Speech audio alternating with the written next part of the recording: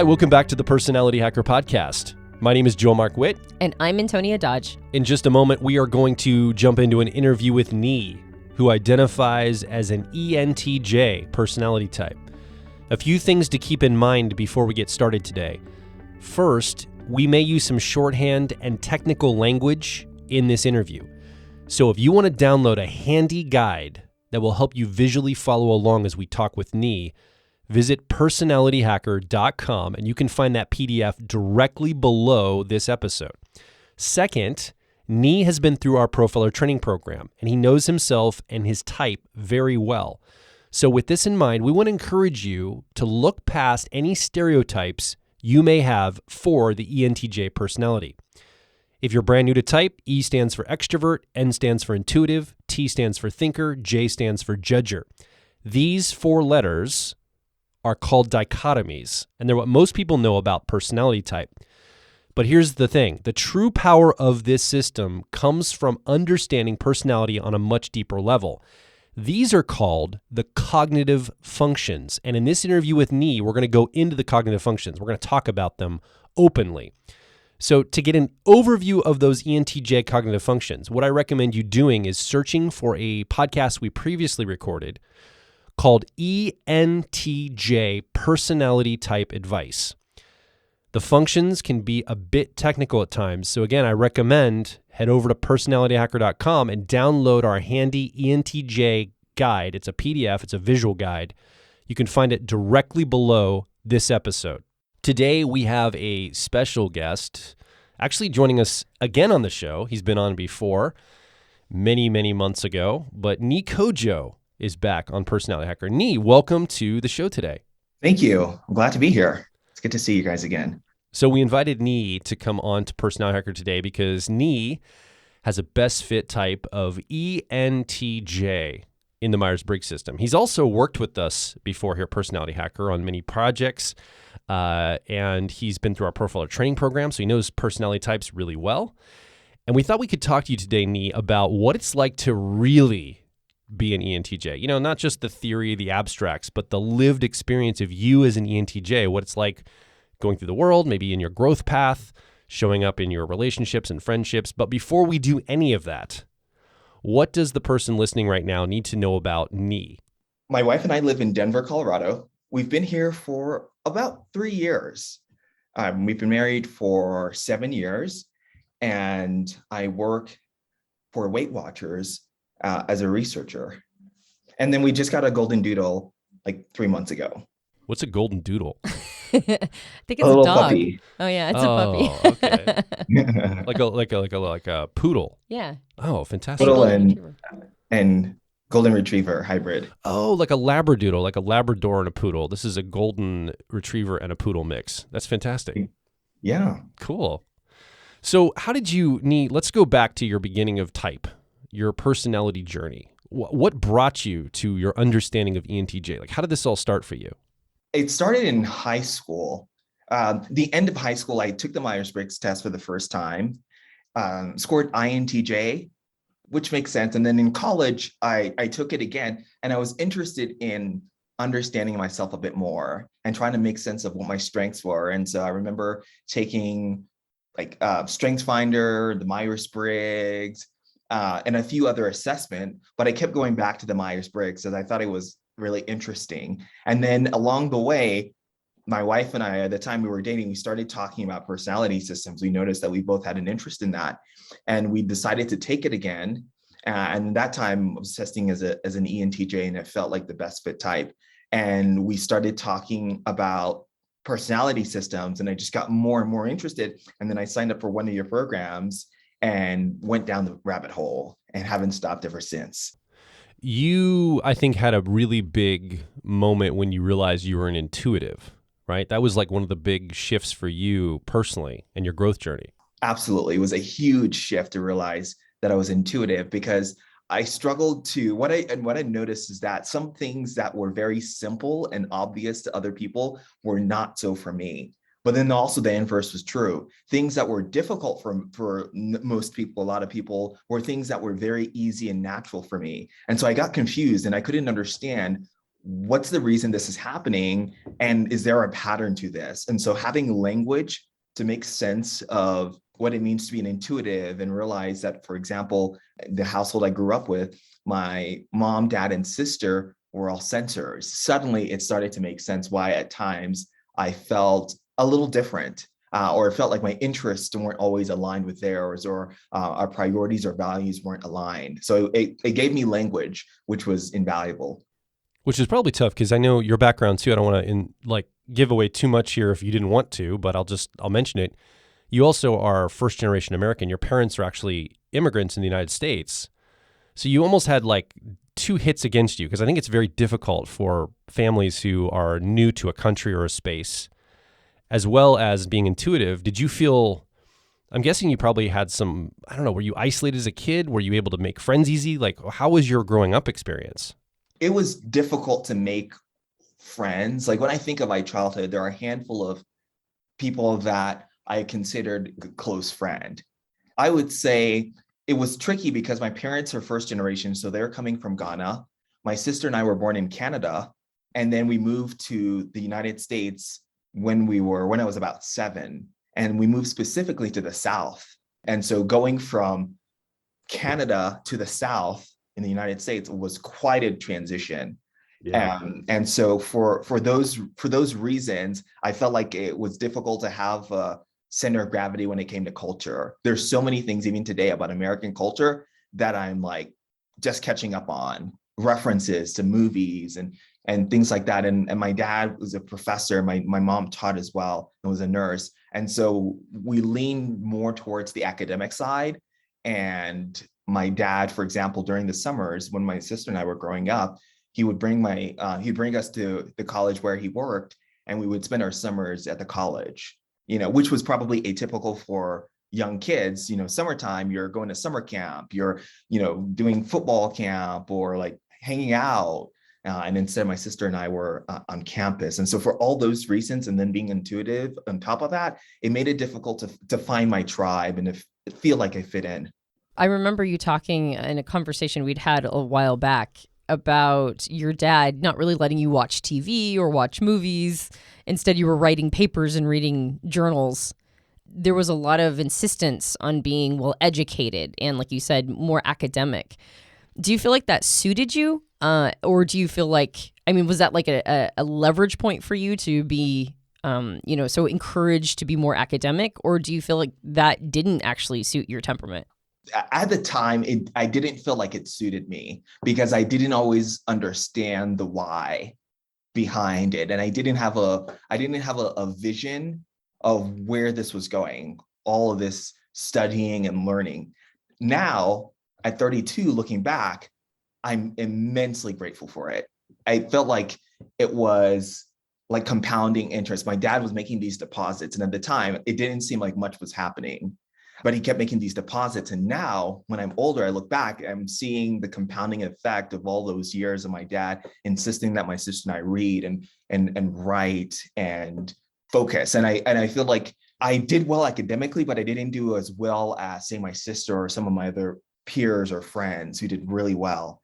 But I feel like it cultivated some important life skills, especially the reading and writing part.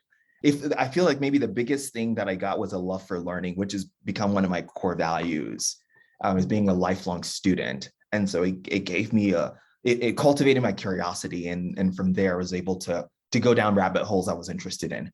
I want to ask you about core values. So as an ENTJ, there's a lot of people that have a problem with you, Nii. Well, not you specifically, but ENTJs. They go, man, ENTJs are just bulldozers. They don't listen. They don't have core values. They'll just run over the top of people. Like, I talk to so many people that have these stories about ENTJs. My best friend growing up was an ENTJ. You're an ENTJ. I know a lot of ENTJs that are really cool people. I'm like, no, they're not like that. But people have an issue with them. Almost as if they don't have core values or something, but you do. How did that develop for you? Like, have you really, I don't know, has this been a journey for you discovering your values in life, or is this something that comes easy to you? It took some effort. It started after reading Jim Collins. He wrote a book called Good to Great. He looked at companies in the United States within a certain time frame that ended up going from good to great, and he defines what great is. Companies that performed remarkably. And he did an analysis of all these companies. And there were only in total, there were only about 15 companies that made it. It was a rigorous process. He's a researcher over at Stanford, and him and his team went through this like multi-year, I think it was like a 10-year long project. And one of the defining characteristics of great companies is that they have core values. And one of the things he mentions about core values, which was interesting, that's the thing that caught my attention. He says, most times if an organization or person comes up with core values, they just think about the things that sound good, things that should be their core values, and then that's what they say their core values are. But he makes the case that instead of making up what our core values should be, we should assess our lives and identify the themes. And rather than making up core values, it's about discovering the core values that are already there and giving language to them. That was the turning point, because instead of just saying like, oh, here are the things I think my core values should be, started to say, okay, well, what are the common threads? So for example, I remember sitting down, probably was walking around and thinking like, what do all my close friends have in common? Like the people that I really click on, what do we all have in common? Or the things that the projects I tend to gravitate towards, what do they all have in common? And it was through that discovery that core values emerged, 4 of them. And it probably took like a year. And then I would say over the last year and a half, they've iterated and changed a little bit. And I realized some of the ones that I thought were core values weren't really, or I could go a step further and realize there's actually a more fundamental element to it. So 2 things I pulled out from what you just said. The first is, as an ENTJ, you used this metric of success. You wanted to look at what great companies did through the lens of your driver or dominant function of extroverted thinking, effectiveness. You went, oh, these are the markers of great companies. Someday I either want to be associated with or develop or lead a great company myself. They all have core values. Okay. But not the should statement of core values. You said, what are the real values emerging from me and in my environment? So I think that's really powerful in that you didn't just go and write that. I think what you're alluding to, those mission statements we see in corporate office walls, like we believe in all these like values and things. It's all this convoluted language, and just it doesn't have a heart or soul to it. And you're saying you got the heart or soul by letting it like bubble up like a garden. It grew out from you, and you went, oh, that's really what I believe. That's what I care about. Exactly. And it makes it easier to make decisions and know who I am. I felt like it was an introverted feeling exercise because I think the more clear I get on my values, the easier it is to make decisions and be able to assess my life and say, am I where I want to be? Even more importantly, am I who I want to be? I think that's a really interesting sort of side door to this conversation around values and identity and understanding who you are as somebody who leads with extroverted thinking or effectiveness. That statement you made earlier about, being grateful to your dad being insistent that you, because so academic, and even if you didn't get the grades that he would have liked, it still imbued in you a love of learning. But at the time you were resistant because you didn't understand why. When you talked about developing your core values and who you are, it made sense because you had a why. You were seeking ways that companies become great. And I think that's a piece of this puzzle, why sometimes people who lead or have extroverted thinking or effectiveness, others might on the outside judge them for not just jumping straight into that space of identity and values, like that's somehow intuitive and we're just all supposed to be super concerned with that. But the truth is that there's got to be some facility to it. And the facility helps you figure out who you are because you're built to think in terms of impact and how you build things and how you make things happen. So if you're always scanning for that as as how you want to show up to the world, I want to show up to the world by making things better. I want to show up to the world by making an impact and leaving my thumbprint. If you're thinking about it in those ways, understanding who you are underneath everything, that makes sense. Like, not just what impact do I want to have, but who do I want to be? But without that why connection, I think sometimes because stopping and taking the time to ruminate and do the project that you did that took you a year, if there's no connection made, if there's no understanding of the why you would do that, then why would a person do that? Like, if there's no sort of a direct bridge from the impact and the importance of understanding who you are underneath, then it is hard to convince yourself to slow down and take the time and construct all of that. The world definitely rewards us for staying busy and making things happen and, building resource and that sort of thing. So the world isn't necessarily encouraging you to slow down, but everybody expects you to still have done that work of understanding who you are at that fundamental level, even if it's, cheerleading you on to keep busy. Does that make sense? Was that a convoluted way of sort of celebrating that you figured out your why and that's why you got into your identity and your values? Oh, what you said made a ton of sense. I appreciate what you just shared. Like you said, getting clear on the why has made such a big impact, and it's created clarity, and it's allowed my life to be simple and simpler every year.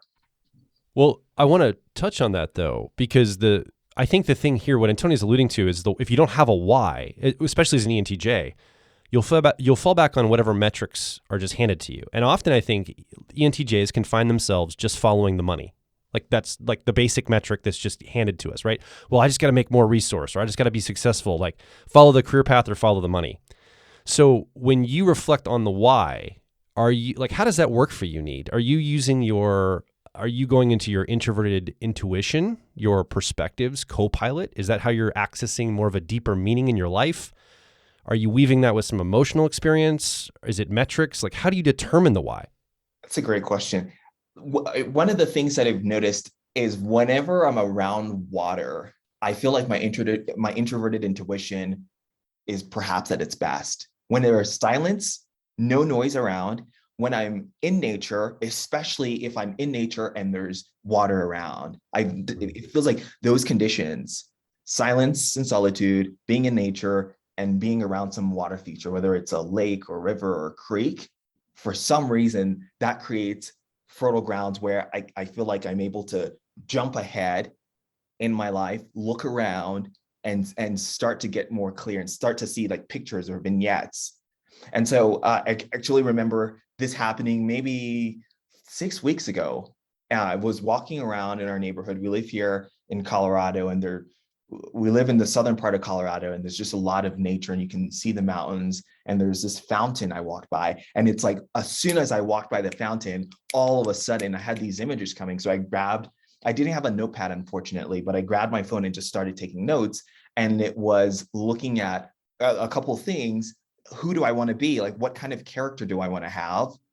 And also, what kind of life do I want to have? Because my career is just one part of it. Even around my career, asking myself the question, I feel like God has given all of us gifts and talents. And so I look at that and I say, okay, I feel like I have certain gifts and talents. What are those gifts and talents, and how do I use those to serve people? So the question is, what kind of people do I want to serve? How do I want to serve these people, whatever that target audience is? And then what kind of life do I want to live? And so my wife and I moving here to Colorado was, I would say, a game changer, because it caused me to slow down. People don't move to Denver, Colorado to make it big. Now, if you want to do that, you go to LA, you go to New York, maybe Miami, Austin. Yeah.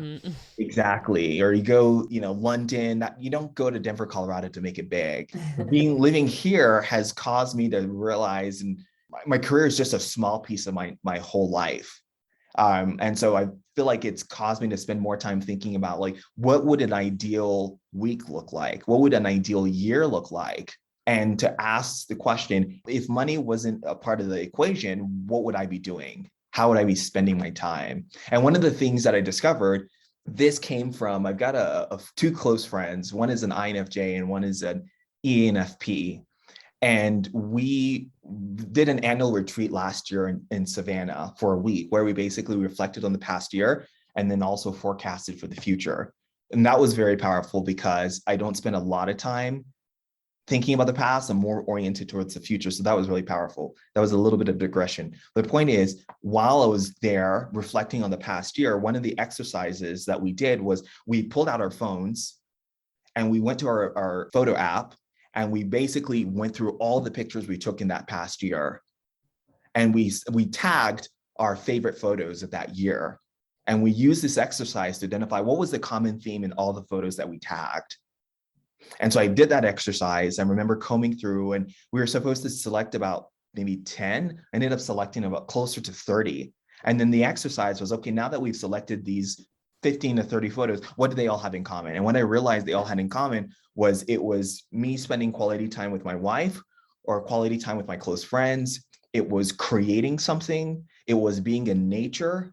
And it was having like breaking bread with close friends and or cooking. And I realized like those are the things that are really important to me. And it was shocking. And one of the things I walked away from that exercise with that particular exercise and that whole retreat was realizing that having uninterrupted free time to be able to create and connect with people matters far more to me than how much money I make. But I don't think I would have arrived at that conclusion unless it took more of this bottom-up approach of looking at how I already spend my life and looking at what things bring me joy and identifying those patterns within it. Same way you found your core values. You looked at what was emerging and bubbling up. Exactly. That's an evolution for you too, right? Because when you were younger, you were very focused on entrepreneurship and startup, and it seemed like you were very career focused. It feels like this has evolved over time as you've matured. Yes, I would say so. I would say that before I'm very much interested in entrepreneurship then and am now, I would say my reasons are different. And so for example, one takeaway I got from that past retreat was realizing that if I do get the chance to build a company, I don't want to raise money from investors, because if I raise money from investors, the business will be focused on making money to return money to investors who in essence, their desire for more money will dictate too many of the company's decisions. And what I realized is that I don't want that stress. I don't want to build something just so I can make my investors richer. And it's a stressful life. But what I love about entrepreneurship, which is one of my core values, is I love creating things. And I feel like entrepreneurship is a chance for me to create new things. And one of my other core values is collaboration. The other one is learning or being a student. And the last one is being irrationally generous. And I feel like being an entrepreneur creates conditions where I get to learn, because everything, I mean, you guys are entrepreneurs. Entrepreneurship is a learning laboratory. There's so much to learn, so many puzzles to put together that you're constantly learning. You get the chance to collaborate with people you care about to create something that's valuable for a group of people. And so I feel like my interest in entrepreneurship is still there, but it's less about raising millions of dollars and getting featured in TechCrunch, or some fancy magazine. And it's more about getting to create something that I'm excited about that can help people and be able to set the conditions. If there are no investors, then as the founder or the founders, you can set the tone for what kind of company it is, whether you want people to work 4 days a week or have 2 months of vacation, or give people wellness stipends. There's so much more opportunities there that really excite me than the idea of just raising a bunch of money with the hopes of having this huge exit one day and getting featured in a bunch of magazines. Yeah, like a quality of life. You said so many things there that I want to point out. The first one is that one of your core values is to be irrationally generous. Mm-hmm. I love that. How did you find that one? It was thinking about the moments in my life where I felt the most fulfilled. And often it had to do with being generous to a point that was a little uncomfortable. And then also, I feel like my wife and I will sit often and we'll talk about this. We're so grateful to God because we have a really good life. I was actually looking this up maybe a couple of weeks ago, that the average person in the world is living on less than a couple of $1,000s a year. I mean, it's very low. And so we look at ourselves and we think, wow, we are very rich compared to the rest of the world. The comfort that we have, the foods that we can eat, the luxuries we can indulge in, like we already have irrationally more than most people in the world. So I would say it's a couple things. One is just identifying those moments where I was like, wow, that was a meaningful moment. What made it meaningful? Wow, I got the chance to give, or somebody gave to me and it made a big impact in my life. And the second one is I feel like I've been given so much. I want to turn around and give to other people as well. And it's also amazing sometimes to see how even just small acts of kindness make such a big impact in people's lives. And so, yeah, that's what the irrationally generous part is about. And as I get older, I want to get more and more uncomfortable with how much my wife and I are giving. And I think not only will we help more people, I think it will change us. Yeah. We will be right back. If you're focused on personal growth, I think you'll resonate with our core content over at personalityhacker.com. We want to see you understand how your mind is wired so you can generate motivation, improve social skills, find career opportunities, and master excellent decision making. But a quick warning, we are advice and action focused in all of our articles, podcasts, and videos.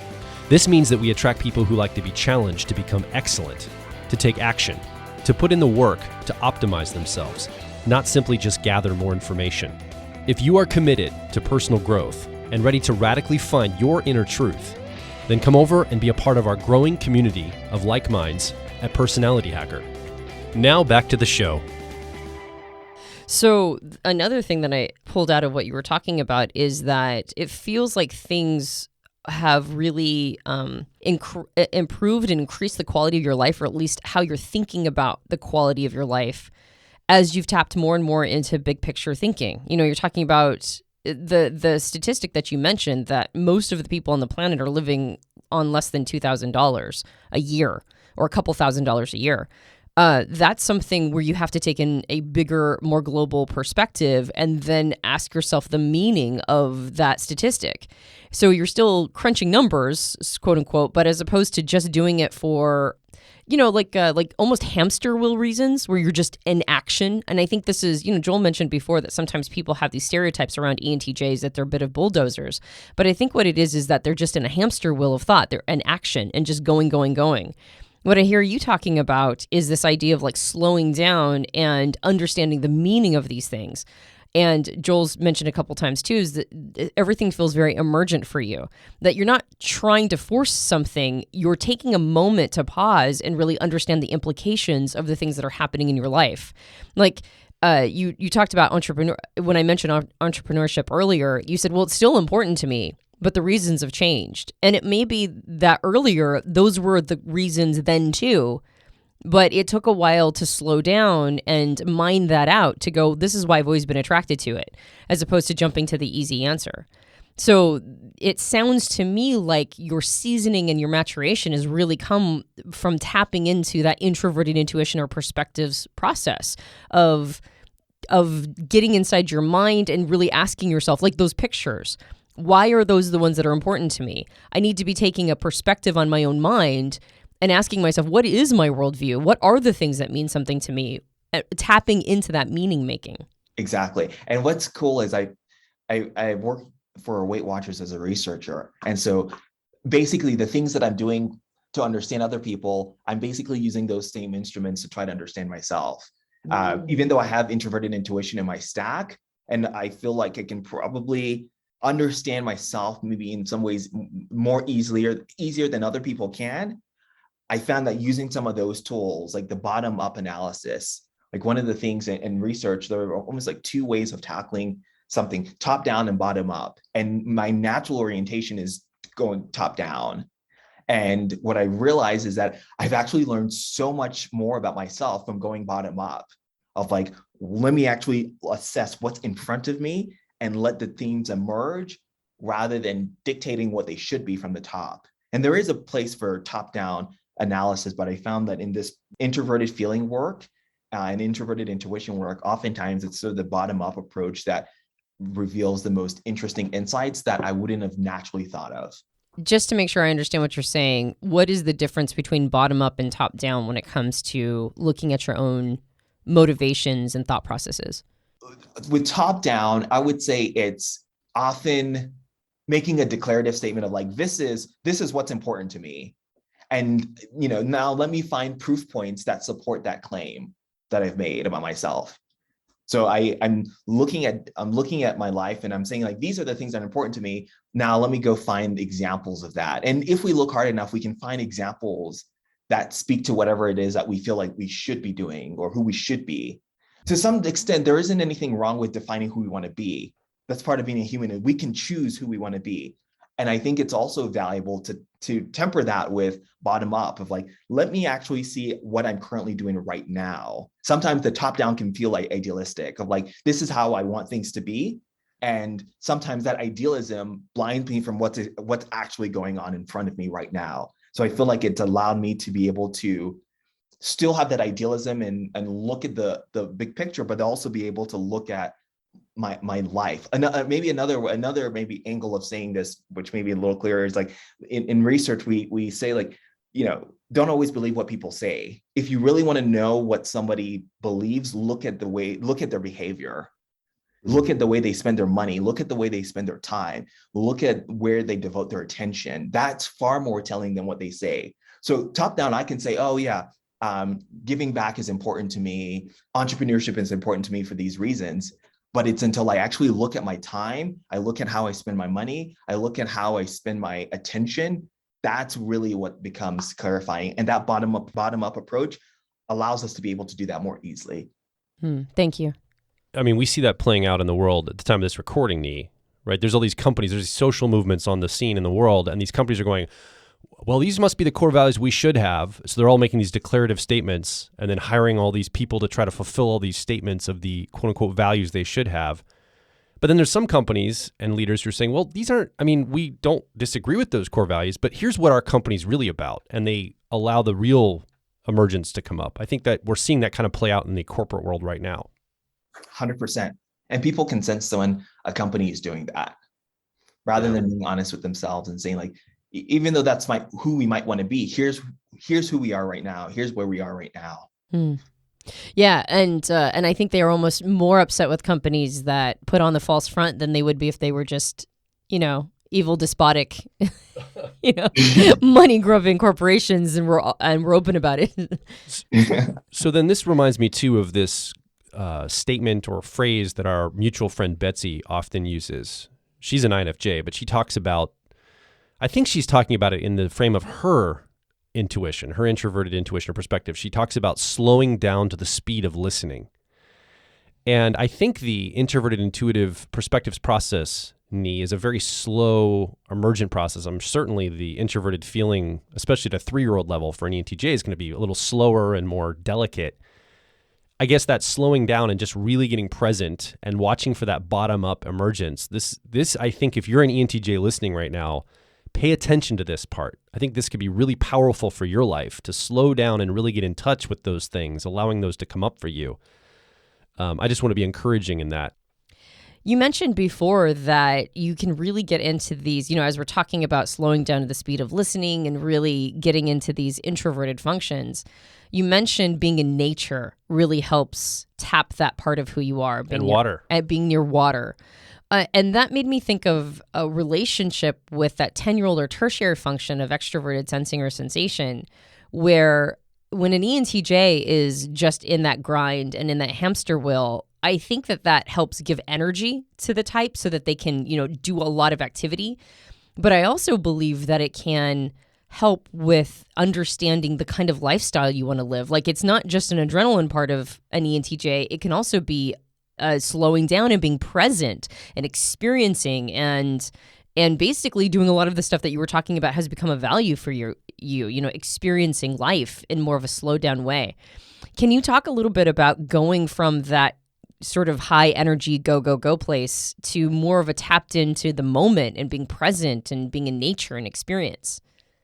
So my wife and I are probably about a 20-minute drive into the mountains. Every so often we'll get in our car and we'll start driving into the mountains.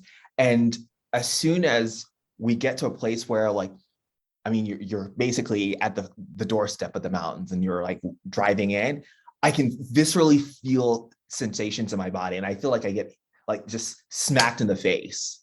It's always jarring in a really positive way where I'm just overwhelmed by nature.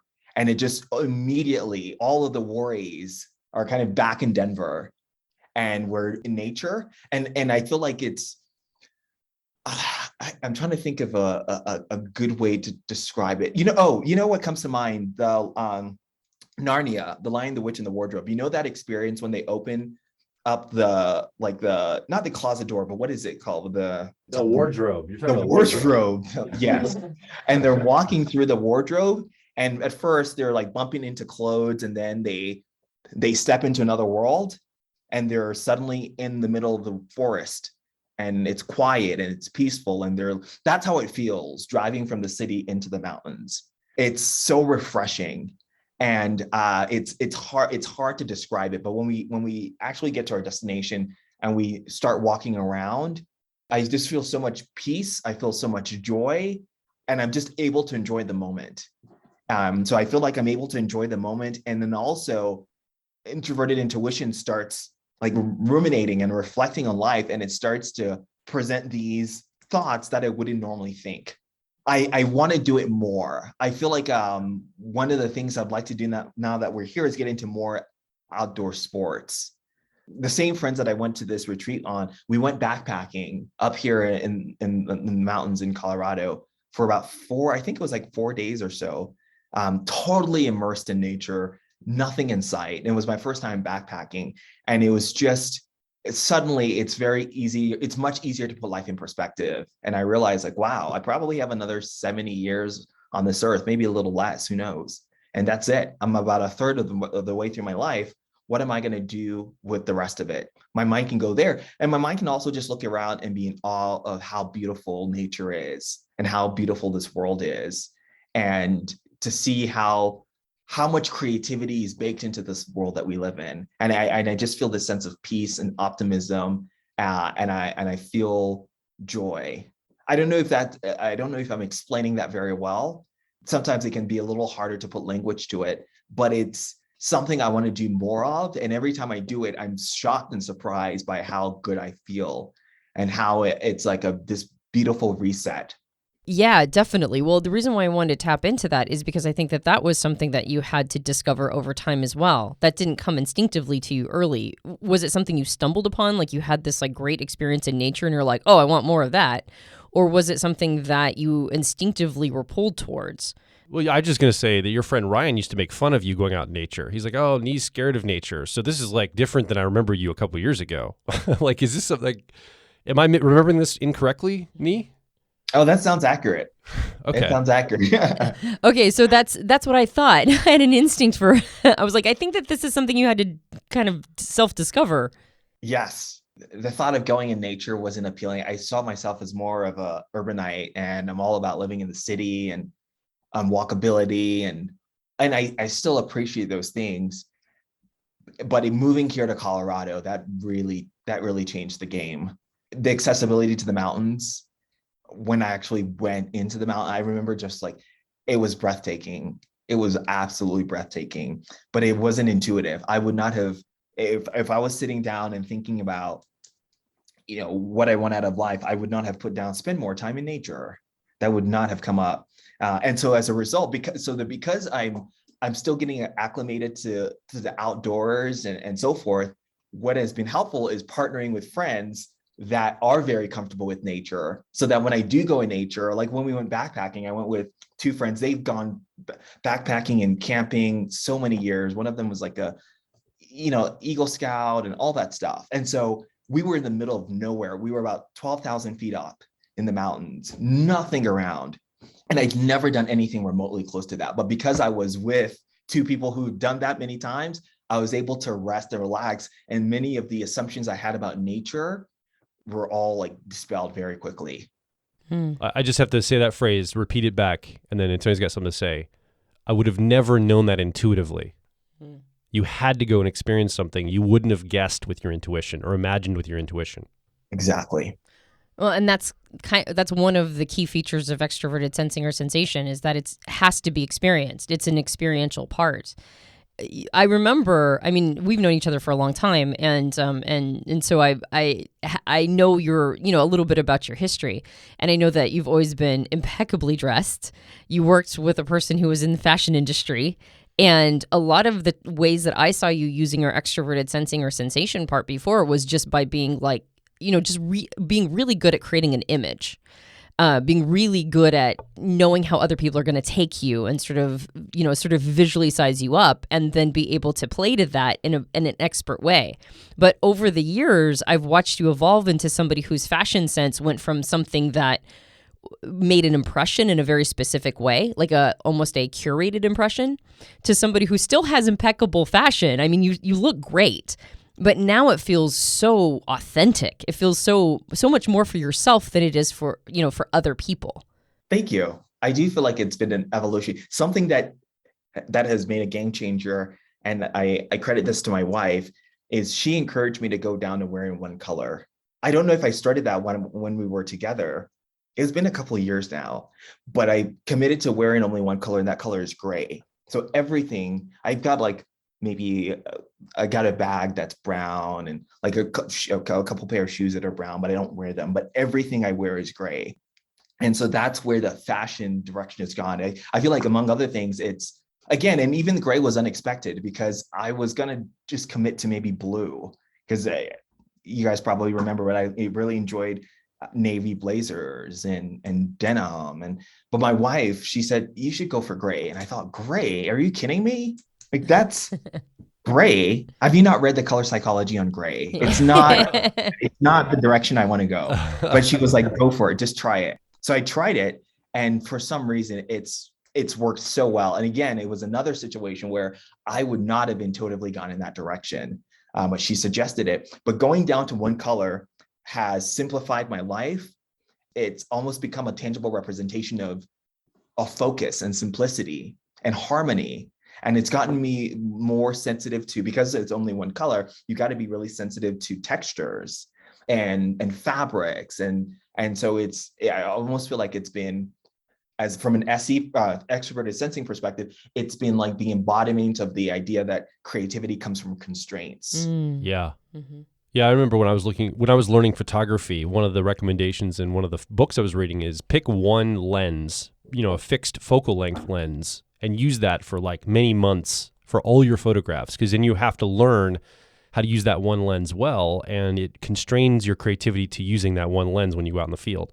And what it sounds like is you found some avenues to also do that with your extroverted sensing process, that sensation process of limitation. Because my guess is that process for you as an ENTJ opens tons of loops. It like starts things, it opens loops, it creates energy. It can really be distracting and pull you in so many different directions. But by forcing yourself into like one color, for example, of your style, this now allows more creativity through that process, and it doesn't hijack everything else, it sounds like. Exactly. And I can enjoy fashion without getting caught up in fashion. Yeah, it's very streamlined.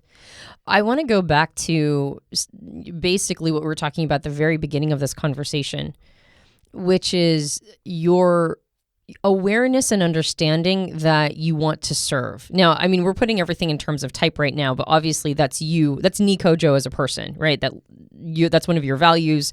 That's the result of a lot of different components. But I do want to relate that part of who you are, the part that wants to serve and to be useful to other people. I do want to relate it back to your dominant or driver function of extroverted thinking or effectiveness.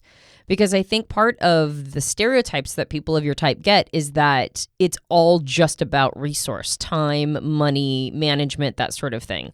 But I think that there's a real desire for people who have this function, particularly if they've tapped into the core values aspect, that identity aspect, to want to improve things and ameliorate and be of service. And I want to highlight that because I think people of your type sometimes they take a while to find their best fit type, believing that that desire to serve must not be a trait of extroverted thinking or effectiveness.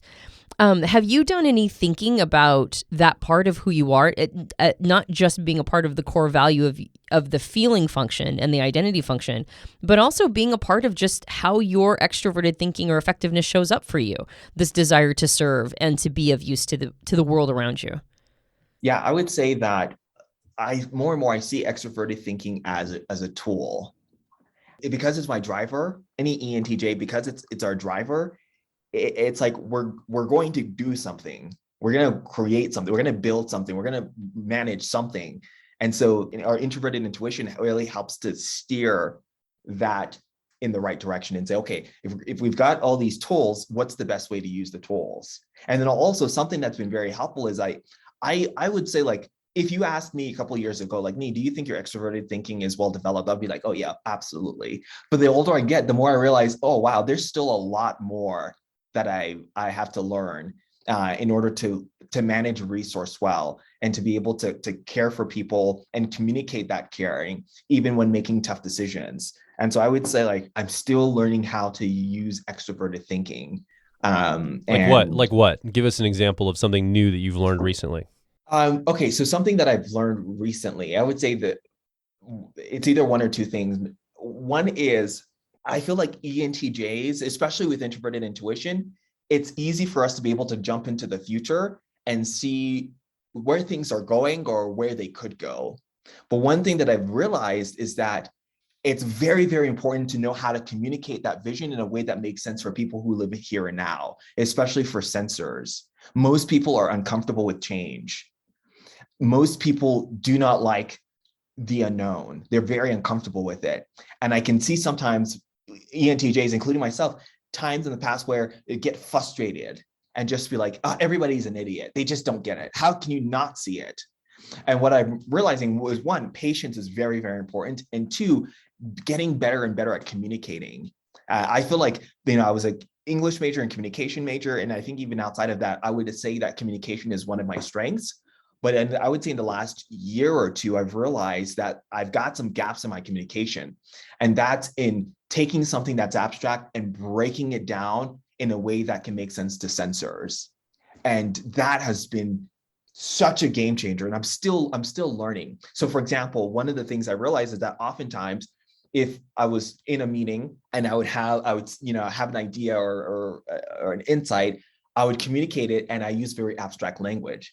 And now what I'm realizing I've got to do is introduce the idea and then give one or two very concrete examples and use lots of sensory language to paint a picture in people's minds, because their minds won't naturally do that. And then often, in addition to that, addressing all of the objections. I feel like it can be naturally optimistic, and I wouldn't be surprised if other ENTJs feel this way, right? We see where the vision or the future is going. We're excited about it. And then our instinct is to try to sell it and to diminish or disregard all the reasons why it could not work. And I realized, like, when I look back, I'm like, oh, I probably had a number of ideas that died because, one, I didn't communicate it in a way that sensor could understand, where I was breaking it down. I wasn't taking this new idea and connecting it to something they already know or are familiar with. Of being like, this new idea, it's actually really not that different than this thing that we're already familiar with. And I wasn't addressing objections. I wasn't addressing all of the reasons why it may not work. And I realized that by leaning into all the reasons why it may not work and discussing that, the idea becomes more palatable. People trust me more. They trust me more. And they're like, okay, he's thinking objectively about this. He's not just like in love with his idea and he's trying to sell me on it. So I would say, like, from a resource management standpoint, extroverted thinking wants to make things happen in the world, and things will not happen in the world unless people are bought in and people are aligned. And sometimes the ENTJs want to just run off very quickly, but it's really important to be able to slow down and be patient and communicate ideas in a way that makes sense to people and address objections and co-create with people rather than coming with a fully baked idea and saying, here's the idea, now accept it. And so I would say, like, that's been a huge learning curve over the last 2 years, and I'm still learning it. You mentioned there's two things that came up for me as you're talking about that. The first one is this idea of explaining in a way that paints a picture in people's minds. That sounds like a beautiful marrying of introverted intuition or perspectives and extroverted sensing or sensation, that co-pilot and 10-year-old relationship you have. And I've noticed, we've been doing a lot of these interviews. I've been noticing that people have a very special relationship with that polarity, that co-pilot 10-year-old polarity, that it's always like the struggle that they're very aware of. And they're constantly trying to refine and fine tune it. And the way you just communicated how you're becoming more and more seasoned using those functions by not just running over the top of people, but really taking being patient, like you said, and taking the time to paint that picture for other people in their minds. I think that that's wonderful. That's such a great example of that. And the second thing that came up for me is this idea that I think for us intuitives, having to go through what you just talked about is part of the process. Like we do get in love with our ideas, and there's this idea or this concept that we have that if we can imagine it, well, then it's automatically a good idea, and that's not necessarily true. So having to go through the pushback from the outside world, like all those confused faces, all that discomfort with the idea of change. Like that's in some ways that pushback actually refines us and makes sure that the ideas that we want to put forward are worth it. Because if we have to go to the time and effort of trying to communicate it, then we're not going to be as cavalier just throwing things out. Like you said, being in love with our ideas and being optimistic and then just considering everybody who can't see it as stupid. It really forces us to get better at not just the communication aspect, but also the ideas we want to champion. Exactly. Nii, is there something that we haven't asked you yet about maybe being your personality type or your growth journey that you could share with us that you think would be helpful to someone listening right now? 2 things. Get clear on your strengths and then find coaches to help you cultivate those strengths. That's been that's moved the needle so much to realize that I'm not perfect. I'll never be perfect, and I don't have to be perfect. But there are certain things that I do well. Let me identify what those things are and invest a lot of energy into cultivating those strengths so that I can use those strengths to serve people. So having coaches has been so impactful. So for example, I've got a coach that I work with to improve my skills as a researcher. I also have a chess coach that I've been working with, and like studying chess with a coach, he's an INTP. Like it's been so helpful, so helpful, because in the example of chess, I firmly believe how we do anything is how we do everything. So I'm learning so much about myself by observing how I play chess. And I can see it's much easier to see patterns in the way that I'm playing a game than it is to see these macro patterns in my life. It takes longer to see those patterns, sometimes years. But in a chess game, I can start to see some of those themes or trends. I can see what my strengths are, what my tendencies are in a game, and be able to abstract that and say, okay, well, if I'm thinking about the game this way, how am I applying that same line of thinking to the way that I work, to the way that I interact with people?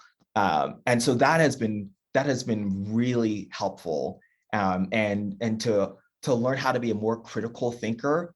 Sometimes when I look at my younger self, I feel like I would have these ideas or impressions, introverted intuition, but the analysis wasn't always as rigorous. And so learning how to look at a chessboard and assess the situation and know accurately what's going on the board has been very helpful, because in life, part of the game or part of being effective is looking around and saying, where are we right now? Doesn't mean that we should be there. Doesn't mean that we want to be there. Doesn't mean we want to stay here, but where are we right now and where do we want to go? I feel like there are a couple of things there. One is identifying strengths and then finding coaches who can help us to cultivate our strengths. And then for me personally, having a chess coach and studying the game has been immensely helpful. So the principle in chess is it's strategy, it's a game, so it's a container. You can keep getting better at it and test your mettle. I'm guessing the principle could apply maybe to other types of games, but those things emerge from chess for you. Exactly. The principles that make somebody effective in chess are the same principles that will make somebody effective in a project at work or in managing a household. It's like all the same principles. So it's easier to identify those principles and practice, get a lot of deliberate practice in to where they become more intuitive and unconscious. And then those will naturally translate to the rest of life. So I was going to wrap up by asking you, what would Nii at 32 years old go back to tell Nii, the ENTJ Nii at 15 years old? Like, what advice would you have for a younger version of yourself? I don't know if the advice you just gave would be the same advice, or you'd have different advice for that younger ENTJ maybe listening right now who's, getting started in their life. They have all their life ahead of them. They're young. They're ready to take on the world. What would you remember yourself there, Nii. What would you have gone back to tell yourself? If you could go back right now and have a conversation with that younger man, what would you say? build relationships with people who are further in life and who have a similar temperament. That would probably be, I don't know if that would be the number one, but it would definitely be the top three. What does temperament have to do with it? Why is that important? As in, like, when I was a teen, I hadn't interacted with a lot of people that were NTJs. When I went to college, like when I think back to college, I had this one professor, his name was Hazem Ziada. He was, oh my goodness, he was intense. He was Egyptian, brilliant thinker and architect. And I look back now, I was like, oh, he was an INTJ. He was probably one of the most impactful professors I had in college. And he didn't speak very much, but I learned so much from him. And so in other words, I feel like there are certain types of people, or people that are NTJs, that once I did meet them and was able to build a relationship with them, I was able to learn so much faster because we thought in a similar fashion. And I was able to see an example of somebody with my with my cognitive functions. I was able to see somebody else who had cultivated them a bit more. And when that did happen, it wasn't in 15, it was many years later. It gave me a lot of inspiration. It gave me a lot of hope and validation that I wasn't out there by myself, some strange kid who felt like I had these skills. I was able to meet other people who were like me, but were more mature and had developed their functions far more than I have. So I would say that's probably the thing I would tell my younger self. Build relationships with people who are like yourself, who are further along, and then also build relationships with people who you admire their values. I feel like I've learned so much from people who are not my type, who have a totally different stack than I do, because they see things that I won't see. So maybe as I'm sharing this, I might take it a step further and say, find people who have a character that you admire and respect, who have a life that you admire and respect, and learn from them. And if some of them happen to be a similar type, that's great. But if they don't, that's also great, because either way, I'm going to keep growing and learning. I don't want to stop this conversation. I'm having too much fun. I'm learning a lot about you, Nii, and I think this is really valuable. But we do have to wrap up. And I just want to say thank you so much for being here and sharing your heart, your mind, your soul. Mm-hmm. We really appreciate it. So thank you. Yeah. Thank you. I'm so grateful for both of you and the work you're doing. You've helped so many people get more clear on who they are and how they can serve others in the world, including myself. So thank you. Thank you, Nii. So what do you think? You've been listening along. You're the fourth person in this conversation, but you haven't had a microphone. It's been Nii, Antonia, and myself talking up to this point, but we do want to hear from you. Come over to personalityhacker.com directly below this episode. Leave a comment, ask a question, or more importantly, share your story, your personal story. Are you an ENTJ who's gone through your own growth journey? Maybe you've had some struggles. You'd like to share those. You figured some things out. We'd love to hear from you. Or maybe you have an ENTJ in your life and you want to share what it's like to be in relationship or friendship with that person and share some of the experiences you've had with the ENTJs. Come over to personalityhacker.com and make your voice heard. And if you enjoyed this podcast, you can subscribe to us on iTunes and various Android platforms. If you leave a rating and review for us on iTunes, that helps us out a lot. We have a book. It's called Personality Hacker. It's good. Yeah, we think it's good. And actually, Nii was working with us when we were writing that book, and Nii was instrumental in helping us get that done. So all props to Nii for the support while we were writing that book. And if you notice, Nii was talking about his cognitive functions, his mental processes. All of that is in the Personality Hacker book, including recommendations for how to grow the various aspects of your personality so that you can become a seasoned version of yourself, much like Nii. And if you leave a rating and review for us on Amazon or on Goodreads, that also helps us out a lot. We also have a suite of programs that are personal growth oriented through the lens of personality type, including one for each of the 16 types, which again go into cognitive functions and really set you on a growth path to become the best version of yourself. But we also have programs that are oriented to all elements of personal growth. So head over to personalityhacker.com and under our catalog suite, see if there is a program that's right for you. My name is Joel Mark Witt. And I'm Antonia Dodge. And we'll talk with you on the next Personality Hacker podcast.